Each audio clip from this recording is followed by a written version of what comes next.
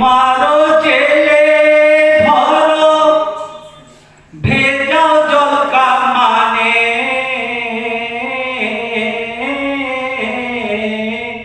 তবু আপোস করব না তো ন্যায্য দাবির সনে। ঘরদোর প্যাচ ইচ্ছে হলে করব না গো মানা,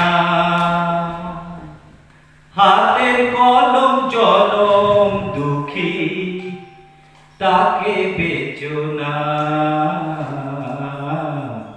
লাঠি মার জেলে ভরো ভেজাও জল কামানে, তবু আপোস করব না গো ন্যায্য দাবির সনে। উপস্থিত মঞ্চে উপস্থিত পার্শ্ব শিক্ষক ঐক্য মঞ্চের অন্যতম আহ্বায়িকা মধুমিতাদি, উপস্থিত জেলা নেতৃত্ব, আজকের সভাপতি এবং বিভিন্ন ব্লক নেতৃত্ব, সকলকে জানাই সংগ্রামী অভিনন্দন, যথাযথ সম্মাননা।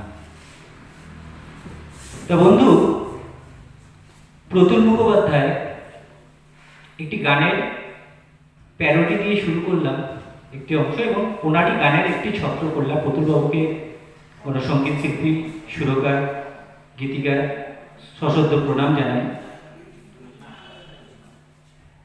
তা আজকে এখানকার উপস্থিতি, অ্যাকচুয়ালি আমি জেলাগুলোতে যাচ্ছি, তোমরা সবাই জানো, আপনারা জানেন, আমি কিন্তু প্রস্তুতি কেন আমাদের আন্দোলন করতে আসবো এটা বলতে নয়, কে কতটা প্রস্তুত এটা দেখতে।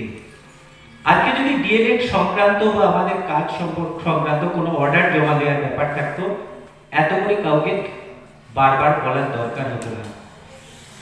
যদি আজকে বেতন কাঠামোটা এখান থেকেই দেওয়া হতো, তা কয়েকজনকে বলছিলাম বেতন কাঠামো দেওয়া হবে, এই কজন লোক আছে, আমি নিয়ে এসেছিলাম, দেব না, তা নেবার লোক নেই। আবার এটাও ধারণা যারা আজকে আসতে পারেনি তারা কোমর বেঁধে হয়তো আগামী 18 তারিখের জন্য তৈরি হচ্ছে, আমার ধারণা। বোঝা যায় না, মানুষকে প্রেডিক্ট করা আগে থেকে খুব মুশকিল। এই পরিমলদা জেলাতে গেছিলাম, পরিমলদা আবার আমাদের ভাতা বলতে রাজি নয়। আমি জানি না, আমি কাজ করার পর সমান তালে স্কুলে একজন পূর্ণ শিক্ষকের সঙ্গে, এবং কিছু কিছু ক্ষেত্রে বেশি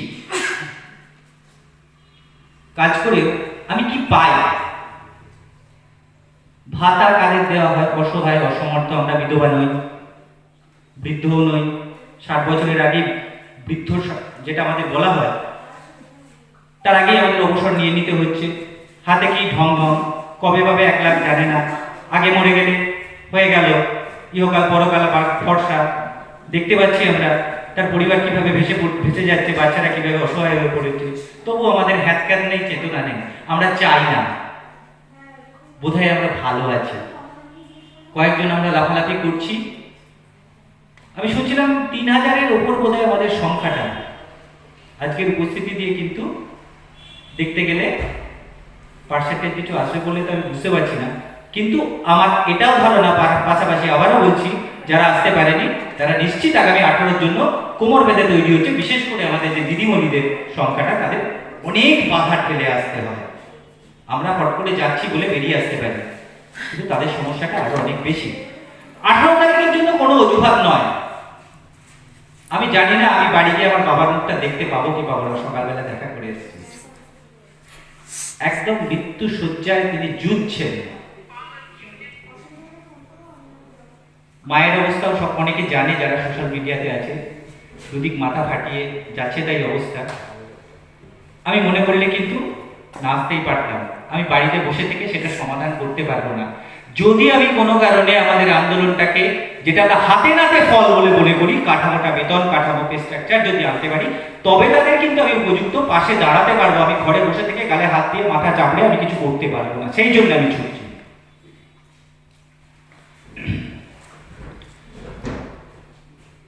কেন আমরা তখন উঠে এসেছিলাম, কেন স্থগিত করেছিলাম, এসবগুলো বলবেন।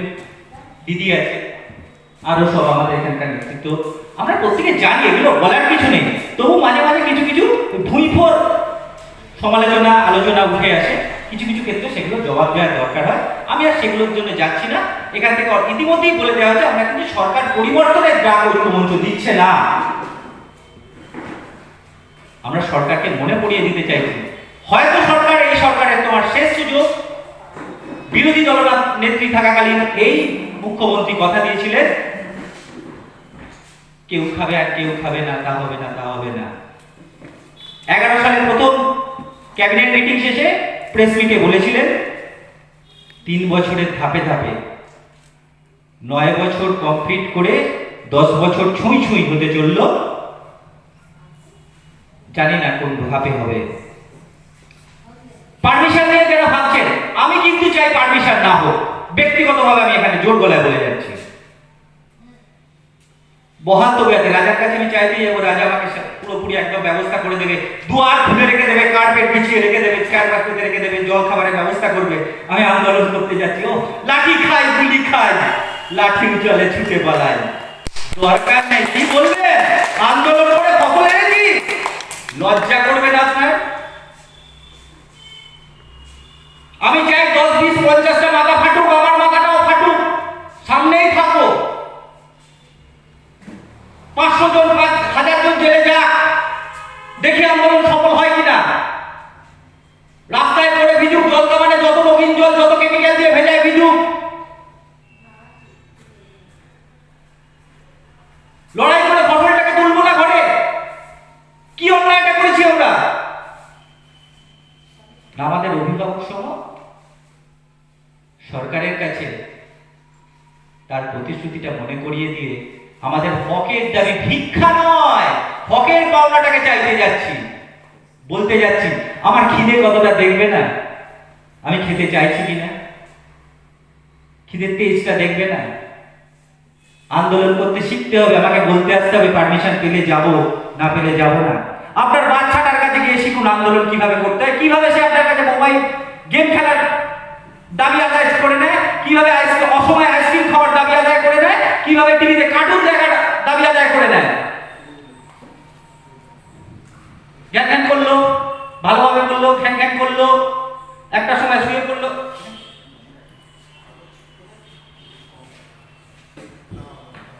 করলো, পেল না, চর্চা করে দিলেন, হলো না, ভাঙচুর শুরু করলো, হলো না, খাওয়া দাওয়া বন্ধ করে দিল, অনশন। আমরা এগুলোকে নাম দিয়েছি এক একটা পোশাকি নাম।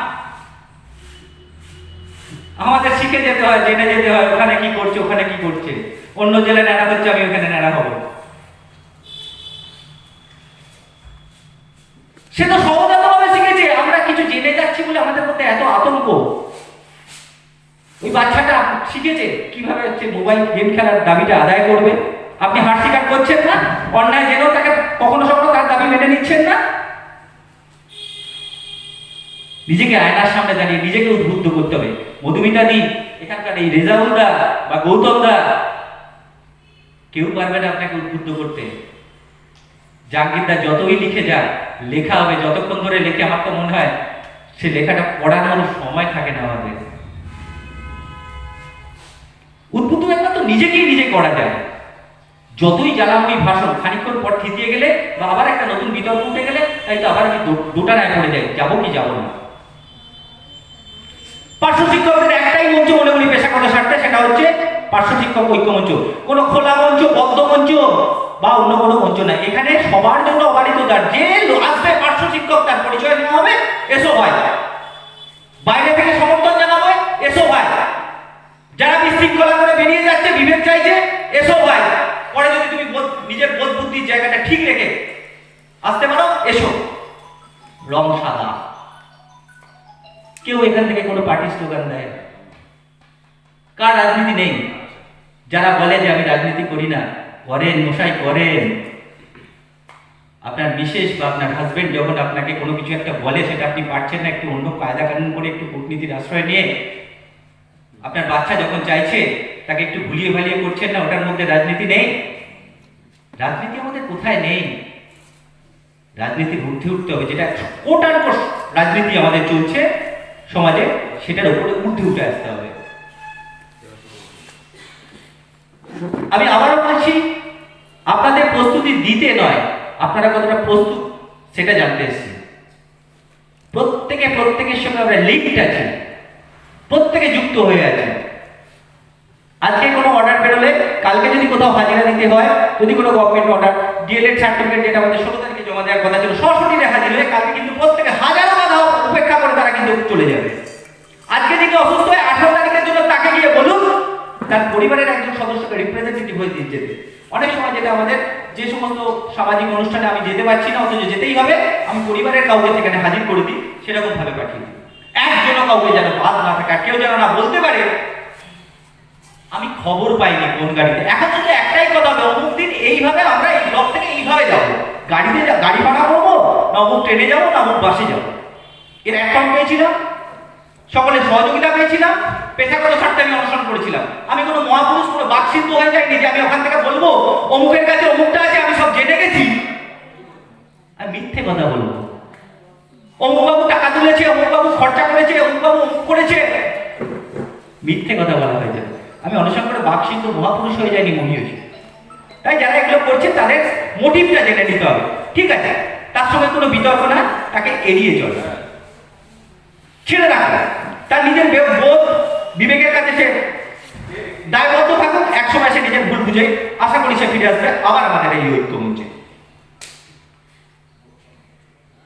প্রয়োজন হলে 11 তারিখ থেকে যদি আমাদের নেতৃত্ব ঠিক করে অনুষ্ঠানে যাওয়ার প্রয়োজন আছে, সবার প্রথমে আমি বলে যাচ্ছি, যত চুকাম বলে এই জায়গাতেও আমি এসে বলে যাচ্ছি, আমি কিন্তু আমার নামটাই প্রথমে রাখবো এবং আমারও অনুষ্ঠানের যদি সিদ্ধান্ত নেয় তার জন্য আমি রয়েছি, আমার জন্য থাকছি, আমি অন্য কারোর জন্য না। শুধু কয়েকজন অনুসরণ করবে আর মধুমিতা দিন মেয়ের বিয়ে, ভগীরথ ঘোষের মেয়ের বিয়ে, নাকি জাহাঙ্গীর দাস স্টিয়ারিং কমিটি সহ স্বামীরা যারা রয়েছে তাদের কোনো বাড়ির নিজস্ব কোনো অনুষ্ঠান, যে কন্যাদায়গ্রস্ত পিতা সবাইকে বলবে এসো গো, বসো গো, তবে আমরা যাব। আমরা নিজেদের তাগিদটা অনুভব করতে পারছি না যে কেন যাব, কি জন্য যাব, ওখানে কি হচ্ছে। দিদিমণিদের এতদিন বলা হতো ওনারা নাকি আসতে চান না, সেটা কিন্তু 11 থেকে এই 12ই ডিসেম্বর 2019, 11ই নভেম্বর থেকে প্রমাণ করে দিয়েছেন দিদিমণিরা। আর ও দাবি চলবে না, বরঞ্চ আমাদের দাদা ভাইরা, দাদামশাইরা একটু পিছিয়ে আছে বলে আমার মনে হয়। এবং উত্তর 24 পরগনা জেলার আমি ভারতের দেশের ইতিহাসে তাদের সংগ্রামে ভারতবর্ষ স্বাধীনের জন্য কি আছে আমার কিন্তু জানা নেই, আমি ইতিহাসের ছাত্র নই, কিন্তু উত্তর 24 পরগনার ওইখানে যে বড় একটা ভূমিকা ছিল সেটা আমি ওখানে 32 দিন থেকে আমি সেটা অনুভব করেছি, আমি নিজের চোখে দেখেছি। আগামী দিনেও সেই জায়গা থেকে আমাদের তারা বঞ্চিত করবে না, এটা আমি এই আশা নিয়ে আমি আজকে বাবার পূর্ব বর্ধমান ফিরে যাব। জমায়েত হাজিরা 10% হলো, 4000 5000 লোক হলো, 90 ভাগের দাবি আদায় হবে, 90 ভাগ সরকারের কাছে কি বাড়তি যাবে, 90 ভাগ চায় না, তারা আমার পক্ষে আছে। আজকে এখানকার বেশ কিছু লোক যারা আমাদের বিপক্ষে আছে, যারা আসতে চাইছে না তাদের কথা বাদ দিলাম, যারা আমাদের পক্ষে আছে, যারা আসতে চাইছে না, বিরোধিতা করছে, আমরা ভুল করছি, নানা রকম ছত্রছায়া করছে, কিছু লোককে ইচ্ছে করে ঢুকিয়ে দিতে হচ্ছে। আরে মশাই, যে সরকার 500 কোটি টাকা দিয়ে প্রাইভেট টিউশন রাখতে পারে, তার সরকার কিভাবে বাঁচবে? সে কিছু দালাল বুঝবে না, তাই হয়। সুতরাং ভুল অনেক কিছু চলে আসবে, একটু লক্ষ্য করুন, কাউকে বোঝাবার দরকার নেই। এগুলো আমরা অনেক কিছু দেখেও দেখি না, অনেক সময় সাজিয়ে ব্যাপারগুলোকে পরপর সাজাতে পারি না, নিজে নানা রকম কাজে ব্যস্ত। আমরা ফট করে গরুর রচনা লিখতে দিলে আমি পারবো না, একটু মনে হয় বইটা দেখে পরপর কিভাবে সিকোয়েন্সটা আমি একটু সাজিয়ে নিই, সেটা একটু সাজিয়ে নিতে অনুরোধ করব যে কাকে কি চাইছে। পার্শ্ব শিক্ষক ঐক্যমঞ্চ যে ঐক্যবদ্ধ, এই কথা আজকে বলার কোনো অপেক্ষা রাখে না। দেখিয়ে দিয়েছে 16ই আগস্ট, দেখিয়ে দিয়েছে 17ই আগস্ট, দেখিয়ে দিয়েছে 18ই আগস্ট, কল্যাণীতে ব্যাপক জমা করে থানায় যে পুলিশ আমাদেরকে রেডে করে মেরে কুকুরের মতো তাড়িয়ে দিয়েছিল, সেই পুলিশকে ঠুটো জগন্নাথ বানিয়ে দিতে সেই পার্শ্ব শিক্ষকরা দেখিয়ে দিয়েছে।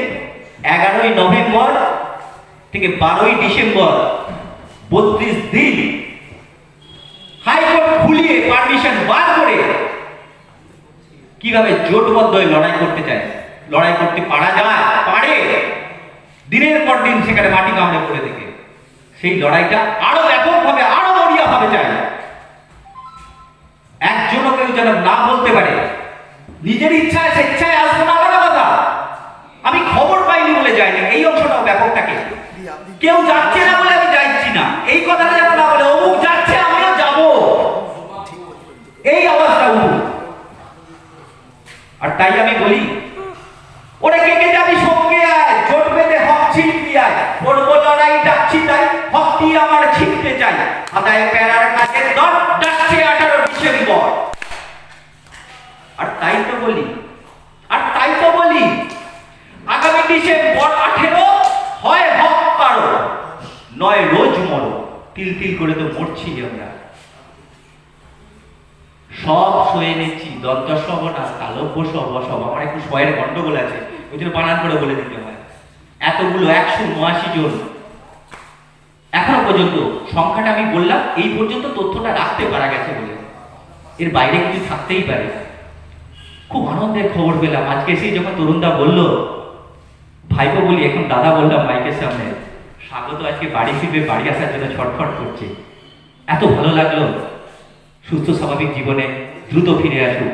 এই জেলার আরেকজন অসুস্থ আমি জানি, সুভাষিস দা, তিনি আমাদেরকে এখন পছন্দ না হতেই পারেন, তিনি একটা অন্য মঞ্চে যেতেই পারেন, স্বার্থে বা না বিনা স্বার্থে, তার ভালো লাগতেই পারে, তিনি অসুস্থ, তিনিও দ্রুত আরো গোলাপ করুক। তার সঙ্গে আমাদের যত পার্শ্ব শিক্ষক সাথীরা আছে তারাও দ্রুত সুস্থ স্বাভাবিক জীবনে ফিরে আসুক, এই প্রার্থনা করি অপূর্বাদার কাছে। সাধারণ পরিচয় অনেক অসাধারণরা দেখবে, বলে সাধারণরা বলছে, তারা কেউ সাধারণ না। একটু খোঁজ করুন, একটু লক্ষ্য রাখুন, একটু ওয়াচ করুন। তারা কেউ মার্কেটে নানা রকম কথা বলবে, খোলা মঞ্চ, বদ্ধ মঞ্চ, অমুক মঞ্চ, তুসুক মঞ্চ থেকে উৎসাহ, তারা মার্কেটে আর কিছু পার্শ্ব শিক্ষক জড়ো করতে না পারো, মেরে কেটে কিছু উৎসাহ প্রচার জোগাড় করে একটা ভন্ডুল বিশৃঙ্খলা পাকিয়ে দিয়ে দোদুল্যমান অবস্থায় ফেলে দিচ্ছে। তাই তো আমি ওখানে যাবো কি যাবো না, খুব সহজ দুটো জায়গা আমরা দেখছি। আমি আর এগুলো নিয়ে বেশি বলতে চাইছি না, শুধু উল্লেখ করে যাচ্ছি।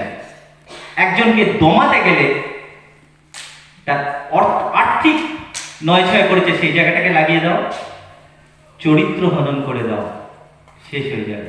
আরে দূর মশাই, আমি তো চ্যালেঞ্জ দিয়েছি, আমাকে দুটো জিনিসই বলেছো, ফুটে যাচ্ছে নাকি? চ্যালেঞ্জ করে আপনি সোশ্যাল মিডিয়ায় জানালাম, তার স্ক্রিনশট সহ সে যেখানে বলেছে, কোনো ফুটেজই দেখতে পেল না, কিছু নাই তো আমি দমবো কেন? কেউ দমে গেছে, ওভাবে হয় না। বিচ্ছিন্ন হতে চাইছে যারা, হাত ধরে তারা লাভ কি? নিজ নাক কেটে যাত্রা ভঙ্গ করা ছাড়া তার উপায় কি? পাত্তা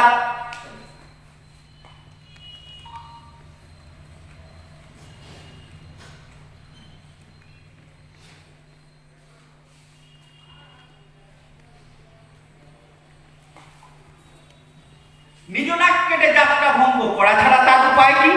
পাত্তা না দিয়ে চিনে রাখো শুধু সুজন পূজনে তফাৎ, খেয়ে আলা জল বোঝায় কে হেতা কাঠিবাজি থেকে সম্রাট, বুঝুন তারকে বোঝাবে কে হে তুমি সুমহান নাকি দিগ্গজ, গায়ের জ্বালাতে করতে থাকো না হয় খালি গজ গজ, থাকলে মুরত পড়েছে দেখাবে পিছনে না দিয়ে কাঠি, তুমি বলো ভাই হতে কি দেখেছো কাঠিকে মস্ত লাঠি, আমি বলি তাই ছেড়ে দাও ভাই, বকছে প্রলাপ বকু, নিজেকে না সেজে কবে বলে বসে ঘটি একখান উজবু, বোঝাতে বোঝাই বেড়ে যায় নাকি নিরেট গাধা কেবার, বলি তাই ভাই রিডাকশনেই দিয়ে দাও কিছু বেশি ছাড়, একজোট হয়ে থাকো সুজনেরা, দুজন রাখো দূরে, এক সুরে গলা মেলাও তো দেখি সুর মিলে যাক সুরে, ও deep in my heart I do believe we shall overcome someday,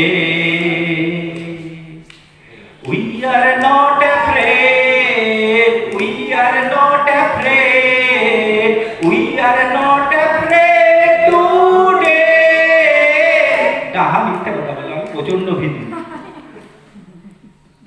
ভীতু, আমি জানেন তো, পারমিশন না হলে যদি পুলিশ ঠেকায়, যদি জল কামানে গ্যাস ছড়ে, যদি মাথাটা ফাটিয়ে দেয়, যদি জেলে ভরে দেয়, কি করে মুখ দেখাবো? আমি আমার প্যারা টিচার কথাটা আমার সোশ্যাল মিডিয়ায় লিখতেও ভয় পাই। মাইক সামনে গেলে অনেক কিছু আওয়াজ ওঠায়, ক্ষমা করে দেবেন। সিটটা বিকিয়ে দেবো আজব রকম ভাবনা তো, ভাবতেই থাক এই ভাবনায়, কাটাস নে তোর স্বপন ভোর। যাক কেটে যাক দিন কি বাবা, না হয় কাটুক জীবন ভোর। সাথী তোমার রাগ ঘৃণাকে সামলাও, আর্ত পীড়িত প্যারারা তোমার সাহায্য পেতে চায়, সাহায্য করবে না? তুমি নিজেও তো আর্তপীড়িত। জন্মানোরা জন্মানোদের সাহায্য পেতে চায়। বিখ্যাত কবিতার একটা অংশ থেকে আমাদের জন্য লাগালাম। আমি প্যারা টিচারটা বলতে পারি না, কারণ আমার আশপাশে আমি শুনি প্যারা। স্যারেরা বলে অন্য স্যার, প্যারাদের চাঁদাটা দেখ, ওদেরটা কতটা ফেলবি। যখন প্যারা নামটা চলে যাবে তখন টিচার ভাববো থাকি না প্যারা, ক্ষতি নেই। পার্শ্বশিক্ষক ঐক্যমঞ্চ থেমেছিল করোনা পরিস্থিতিতেও। দিদি 5 জন 7 জন করে যেটুকু পারমিশন নিয়ে, যে এতজনের বেশি জমায়েত করা যাবে না, নাহলে মনে করি যে যে জায়গাগুলো করেছিল ওখানে কম করে 200-400-500 করা যেতই। গাড়িতে আসতে পারছে না, রাস্তায় নামেনি। যেদিন লকডাউন উঠেছে, ট্রেন চালু হয়েছে, সেই দিন ট্রেনের প্রচুর অবস্থা খারাপ, তাতেও আমাদের অনেকজন এসছে। ইরেগুলার চলছে। 11 নভেম্বর অ্যারেস্ট হয়নি, কি হয়েছে? পেশাগত আন্দোলন করতে গিয়ে দিদি সেদিন বলছিল কোনোদিন এমন কিছু হয় না। হ্যাঁ, কেস টেস দেয়, আমার নামেও আছে, দিদির নামে কতগুলো আছে আমি দিদি নিজেই বলতে পারবো, কিন্তু আমার সন্দেহ আছে, প্র্যাকটিক্যালি আছে। মিথ্যে কথা একটাও বলছি না এখান থেকে। বলে কি লাভ? কাদেরকে বলবো? আমার সহকর্মীদেরকে আমি মিথ্যে কথা বলে যাব? কি হলো সেদিন 11 নভেম্বর? কয়েকশো হাজার প্যারায় প্রতিকূলতাকে অবহেলায় যেমনি আজকে রুখে দাঁড়ায়, রাজা তোর কাপড় কোথায়? এমনই এক প্রশ্ন তারা যেমনি তুলেছে, হঠাৎ ভয়ে চমকে সেজে আঁতকে উঠেছে। বিবেকবোধ, মানবিকতা সেই সে কবেই আপন খেয়ালে নিজের থেকেই বন্ধ করে গেছে। 500 কোটি টাকায় প্রাইভেট টিউটার রেখেছে। বৃত্ত সম চাকর কিছু সে লেলিয়ে দিয়েছে। লাজ লজ্জা খেয়ে মাথা টিচার ধরেছে। শিক্ষকদের জুজু ভেবে শিউরে উঠেছে। ওর চোখে চোখ রেখেছিস, সাবাস রে ভাই, ঠিক করেছিস, বেশ করেছিস, লাগনা রে ভাই, উঠে পড়ে সবাই মিলে খানিক আদা জলই গিলে রুখে দাঁড়িয়ে করলে তারা, চারদিকেতে ফেললে সারা। ড্যাশ গুটিয়ে দেখবি কেমন দৌড় দিয়েছে। ড্যাশই বললাম, অবলুপ্ত হয়ে গেছে। বেজায় সেজে ঘাবড়ে গিয়েছে। ধরে বেঁধে আনতে টিচার, রুখতে তাদের ন্যায় অধিকার বিবেকবিহীন চাকর পাঠিয়েছে। দোষের আগেই শাস্তি রে ভাই, কেউ কি দেখেছে? ধন্য রাজার মান্য চাকর লোক হাসিয়েছে। আরে মিছিল শুরু হলো না, ডেপুটেশন দিতে যাবে, 2 মিনিট ঘোষণা, 2 মিনিট হয়নি, কথা বলছে, অ্যারেস্ট। অদ্ভুত। গণতন্ত্র চলছে না ষড়যন্ত্র চলছে জানি না বাবু, কোন দেশেতে আছে। আওয়াজটা উঠুক না এমন ভাবে, হকের বেতন চাই টিচার, করছে শাসক গ্রেফতার, সইবে কত অনাচার। রুখে দাঁড়াও সবে এবার, হোক লড়াই আর পার, করুক শাসক গ্রেফতার। শিক্ষক থাক কারাগারে, খাদুক শিক্ষা প্রথম পারে, বাঁচাতে আজ এই সমাজ। চারিদিকে তোলো আওয়াজ, ফেলে রাখো আপন কাজ, দিকে দিকে তোলো আওয়াজ, শোষকদের শোষণের বঞ্চনা অপশাসনের বিরোধী হয়েই তোলো আওয়াজ। কাঁদছে আবারও শিক্ষা আজ, ভিক্ষা নয় প্রাপ্য চাই, সম্মান সহ বাঁচতে চাই। শিক্ষক কাঁধে পথে দেয়া, শোষকের তবু নেই কোলাজ। চারিদিকে তোলো আওয়াজ, যুদ্ধ আজ, যুদ্ধ আজ, দিকে দিকে তোলো আওয়াজ, তোলো আওয়াজ, তোলো আওয়াজ। উঠবে তো আওয়াজ, সর্বতভাবে চেষ্টা করতে হবে। কিভাবে উঠবে জানি না, তুলতে হবে, না হলে রোজ মরতে হবে। এসব দেখে শুনে আওয়াজ টাওয়াজ তো যাচ্ছে তেনার কানেও, তিনিও তো কিছু ভাবতে পারেন। কি ভাবতে পারেন আমি একটু ভাবার চেষ্টা করেছি, হতেই পারে এটা মিলে যেতেই পারে। এই যে ওরা প্যারা টিচার নাম দিয়েছে উনি উবাচক, বলতেও কেমন কেমন লাগে। এমন সম্পর্কে সব বলা হয়, ওই সম্পর্কগুলো আমাদের কাছে একটা অন্য মাত্রা নিয়ে থাকে, কিন্তু কেমন যেন সেই জায়গা থেকে সরে আসতে বাধ্য হচ্ছি। ওই যে ওরা প্যারা টিচার, কাটতে আসছে অধিকার, তাই তো কখনো দিচ্ছি মার, আবার কখনো গ্রেপ্তার। আসছে তবুও বারংবার, না মটকালে ওদের ঘাড়, জ্বলে পুড়ে আমি ছাড়খাড়, ভাবছি ভাগবো পগার পার। ভাগতে দেবো না, আগে প্রতিশ্রুতিটা রক্ষা করে দাও। এত সহজে ভাগলে হবে? উনি ভাবছেন ভাবুন, আমরা তৈরি। ন্যায় দাবি পূরণ করো, চাইলে লাঠিও পিটতে পারো, ভরবে জেলে না হয় ভরো, ফলচা তুলি ঘুচিয়ে দেবো, পাওনা হকের ছিনিয়ে নেবো। বুটের লাঠি শরীর জুড়ে, লাঠির বাড়ি মাথায়, জল কামানে ঢালবে যে জল জামা কাপড় গায়ে। তবুও পেরা লড়াই করে হক ছিনাতে চায়, তবুও সাথীরা লড়াই করে হক ছিনাতে চায়, তবুও সবাই লড়াই করেই হক ছিনাতে চায়। যারা আন্দোলন চায় না, সোশ্যাল মিডিয়া দেখতাম, দাদা আন্দোলন ডাকুন, দিদি আন্দোলন ডাকুন, ফাটিয়ে দেবো ফুটিয়ে দেবো, খুব একটা তাদেরকে আর দেখতে পাচ্ছি না। আমি সোশ্যাল মিডিয়াটা খুব মারাত্মকভাবে আমি থাকি। অনেক বন্ধুদের মজা করে বলি আমি সোশ্যাল মিডিয়ায় সহবাস করি। সহবাস, একসাথে বাস, কেউ অন্য কোনো ভাবে দেখবেন না। যারা চাইছেন আন্দোলন, তারা ছেদ দুটো হাতের বাইরে হাজারো লাখো অজুহাতের মধ্যে থেকে ভালো অজুহাত, চরম মক্ষম অজুহাত খুঁজে রাখুন। আমরা লক্ষ্য রাখছি, ধুত্তেরি প্রতিবাদ করে আর লাভ কি? ঠ্যাং ঠ্যাং তুলে দিয়ে সব সয়ে গায়ে রেখে নিয়েছি, এই দেখ নিদারুণ কি দারুণ সেজেছি, খিদে পেটে লাজ মুখে চিত হয়ে রয়েছি। কবে দেবে দিদি? কিছু খবর হলো? ও দাদা কিছু খবর হলো গো? টেবিলে তোলা দিয়ে জানতে পেলো সরকার মুখ্য গো মুখ্য, তোমাকে বলে দেবে সে রাজনীতি করবে না। আগের বার কি হলো? আরে না বাড়তেই তো 16 সালে 5 বার ঘোষণা হয়ে গেল, এই শিক্ষামন্ত্রী করে দিলেন। একবার পারলো, বিভিন্ন মাসে মাসে বাড়ছে, সবাই ভাবছে আমাদের বাড়ছে বাড়ছে বাড়ছে।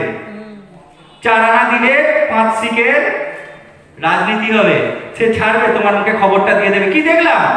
9 জুলাই ঘোষণা হলো ইন্ডোরে, অর্ডার কপিতে 2রা জুলাই। কেউ জানতে পেরেছিল ওটা বাড়বে? আর এখন তো রোজ রোজ এত বাড়ছে যে বাড়ার হিসেব রাখতে পারছি না। ওই একজন বলছিল যে সুইস ব্যাংকে অ্যাকাউন্ট খুলতে হবে, যে এত এইভাবে বাড়ছে। তো আন্দোলন বিমুখদের জন্য দাদা আমি 7-5 থাকি না, বারান্দা থেকে আমি নামি না। 7-5 থাকতে হবে না, অনুরোধ করবো 7 আর 5 12তেও থাকতে হবে না, 18তে থাকো। 18তে এসো, লাগাতার কয়েকটি দিন থাকো, দেখো তোমার দুঃখ জ্বালা যন্ত্রণাটা মোচন হয় কিনা। না হলে সারা জীবন চোখের জল পিছনে মুছতে হবে। এটা আমরা কে না জানি, খড়ে নিভিতে কাঁদতে হবে, এটা করতেই হবে।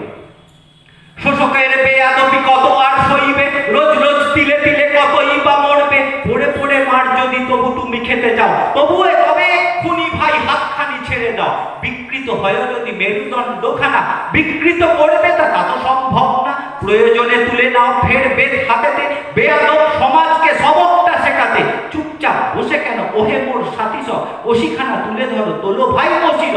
একসাথে তুলে ধরো শোষণের মাত্রা, শোষককে থামাতে হোক ফের যাত্রা। হাতে হাত ধরে থাকো একসাথে সকলেই, ধেয়ে গেলে সবে মিলে এ শোষক পালাবে, ধেয়ে গেলে একযোগে এ শাসক পালাবে। পালাবে না? আমরা পারবো না ধেয়ে যেতে? পারবো না একসাথে? চুপচাপ করে কি আপনারা কবিতা শুনছেন আর আমি কি বলছি শুনে যাচ্ছেন নাকি?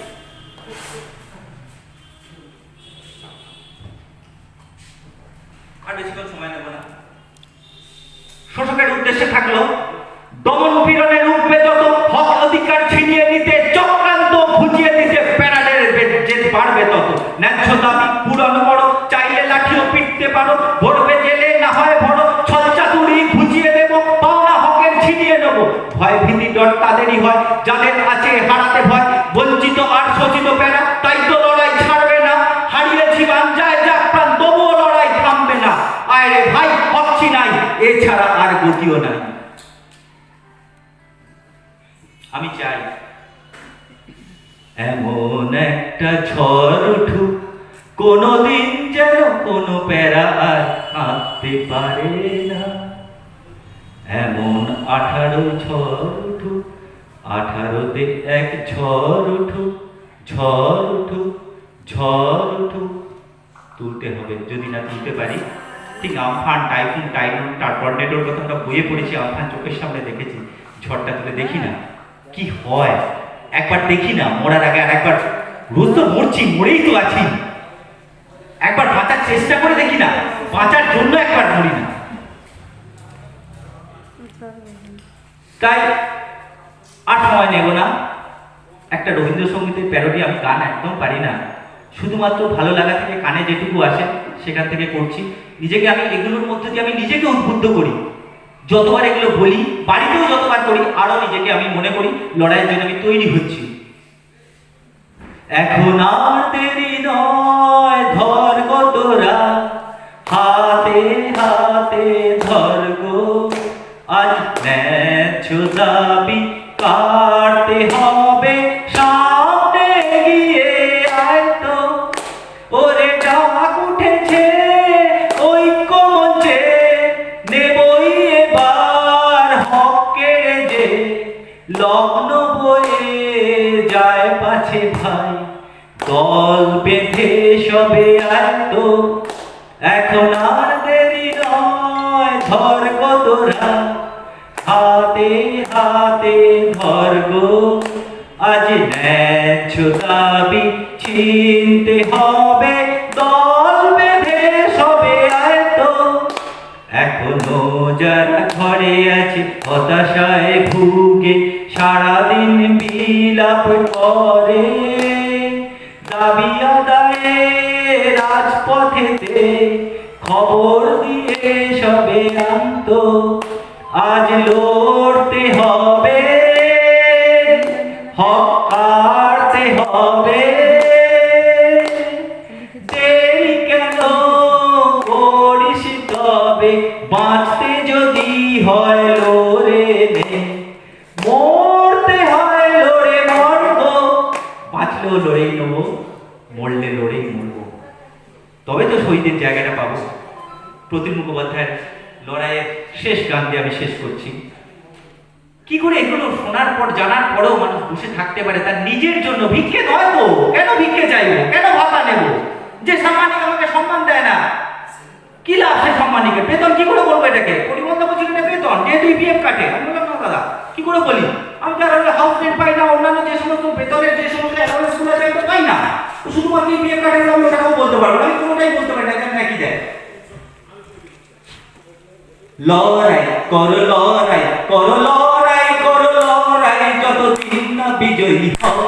যদি একবার হারো বারবার, লড়ো বারবার, লড়ো বারবার, যতদিন না বিজয়ী হও।